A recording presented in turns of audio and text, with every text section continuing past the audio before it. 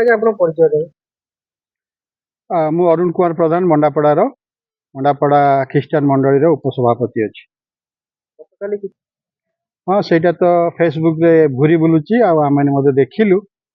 ସେଥିରେ 5-6 ଜଣ ସିଗ୍ନେଚର କରି ସ୍ୱାକ୍ଷର କରି ତହସିଲଦାରଙ୍କୁ ଏକ ଦରଖାସ୍ତ ଦେଇଅଛନ୍ତି ଯେ ମଣ୍ଡାପଡ଼ା ବାପ୍ଟିଷ୍ଟ ମଣ୍ଡଳୀ ଏହାକୁ ଭିନ୍ନ ଉପାୟରେ ତାକୁ ବିକ୍ରୟ କରିବାକୁ ଯାଉଅଛି ବୋଲି ଏପରି ଗୋଟେ ସେମାନେ ଦରଖାସ୍ତ ଦେଇଅଛନ୍ତି।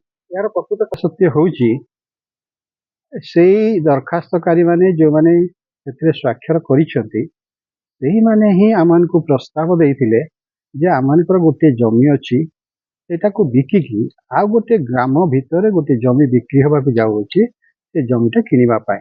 ଆଉ ସେଇ ପ୍ରସ୍ତାବ ଉପରେ ମଣ୍ଡଳୀ ଇମର୍ଜେନ୍ସି ମିଟିଂ ଡାକିଛି ଏବଂ ବିଭିନ୍ନ ସମୟରେ ସଭା ପରେ ସଭା ହେଲା ପରେ ଗୋଟେ ଡିସିସନ୍ ନେଲା ଯେ ନାଇଁ ଏଇ ଜମିକି ବିକିକି ଆମେ ଗାଁ ଭିତରେ ଯେଉଁ ଜମିଟି ଅଛି, ଯେଉଁ ପ୍ଲଟ୍ଟି ଅଛି ଘର ସହିତ, ତାହାକୁ ଆମେ କିଣିବୁ।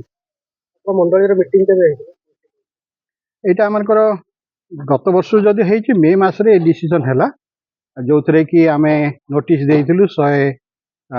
ପ୍ରାୟ 106 ଜଣ ସେଥିରେ ସ୍ୱାକ୍ଷର କରିଛନ୍ତି। ଆଉ ସେ ସ୍ୱାକ୍ଷରକୁ ନେଇକି ତାପରେ ମିଟିଂ ହେଲା। ମିଟିଂରେ ଡିସିସନ୍ କରାଗଲା ଯେ ସମ୍ପାଦକଙ୍କୁ ଆମେ ମଣ୍ଡଳୀ ଦାୟିତ୍ୱ ଦେଲା, ଖ୍ରୀଷ୍ଟିଆନ ମଣ୍ଡଳୀ ଦାୟିତ୍ୱ ଦେଲା ଯେ ସମ୍ପାଦକ ଏହାକୁ ବିକ୍ରି କରିପାରିବେ। ତା ସହିତ ସଭାପତି ଆଉ ଉପସଭାପତି ଆଉ କୋଷାଧ୍ୟକ୍ଷ ଏମାନେ ସବୁ ଦାୟିତ୍ୱରେ ରହିଲେ କିପରି ଭାବରେ ଏଇଟାକୁ ବିକ୍ରି କରାଯାଇ ଜମିଟାକୁ କିଣାଯାଇ ପାରିବ ସେଥି ନିମନ୍ତେ ସେମାନେ କାର୍ଯ୍ୟାନୁଷ୍ଠାନ ଗ୍ରହଣ କରିବେ। ସେଥିରେ ବ୍ରଜାନନ୍ଦ ସ୍ୱାଇଁ ଯେ ସିଗ୍ନେଚର କରିଛନ୍ତି, ହଁ, ସେ ମେମାଟ ମିଟିଂ ନଥିଲେ, ଯେଉଁ ନୋଟିସ୍ ଦିଆଯାଇଥିଲା ସେଥିରେ ସେ ସାଇନ୍ କରିଛନ୍ତି, କିନ୍ତୁ ସଭାରେ ଅନୁପସ୍ଥିତ ଥିଲେ। ଆଉ ପ୍ରାୟ ସମସ୍ତେ ଅନୁପସ୍ଥିତ ଥିଲେ। ଯୋଉ ବ୍ୟକ୍ତିମାନେ ଯୋଉ ବିଶୃଙ୍ଖଳା ସୃଷ୍ଟି କରୁଛନ୍ତି, ଆପଣ ଭାବୁଛନ୍ତି ଯେ ମଣ୍ଡଳ ପକ୍ଷରୁ ତାଙ୍କୁ କିଛି ଆଇନ ହିସାବରେ ତାଙ୍କୁ ଦଣ୍ଡିତ କରାଯିବ?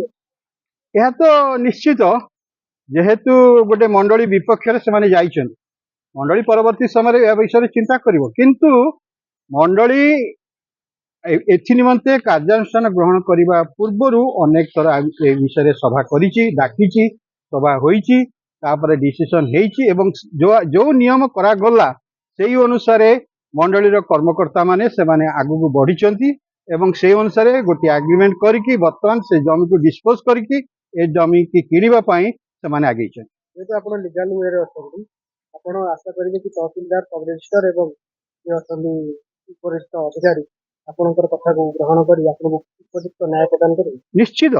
ନିଶ୍ଚିତ ଆମେ ନିୟମ ଅନୁସାରେ ଯାଇଛୁ, ଆମେ କୌଣସି ବେନିୟମ କାର୍ଯ୍ୟ କରିନାହୁଁ। ତେଣୁକରି ଆମମାନଙ୍କ ବିପକ୍ଷରେ ଯେତେ କଥା ବର୍ତ୍ତମାନ ତହସିଲ ଅଫିସରେ ହଉ, ସବ୍ ରେଜିଷ୍ଟ୍ରାର ଅଫିସରେ ହଉ ବା ଫାଣ୍ଡିରେ ହଉ, ଯାହା କିଛି କାଗଜ ଦିଆଯାଇଛି ଆମେ ସେଥିରେ ଦୁଃଖିତ ନ ହଉ କି ଆମେ ସେଥିରେ ମର୍ମାହତ ନ ହଉ। ଆମେ ନିୟମ ଅନୁସାରେ ଯାଇଛୁ ଆଉ ଆଗକୁ ମଧ୍ୟ ଏ କାର୍ଯ୍ୟ ନିଶ୍ଚିତ ଭାବରେ ହବ, କାରଣ ଆମେ ନିୟମରେ ଅଛୁ। ଆଉ ମୁଁ ନିଶ୍ଚିତ ଆମେ ସତ୍ୟରେ ଅଛୁ, ସତ୍ୟରେ ଧର୍ମର ନିଶ୍ଚିତ ଭାବରେ ଜୟ ହବ, ଏହା ନିଶ୍ଚିତ।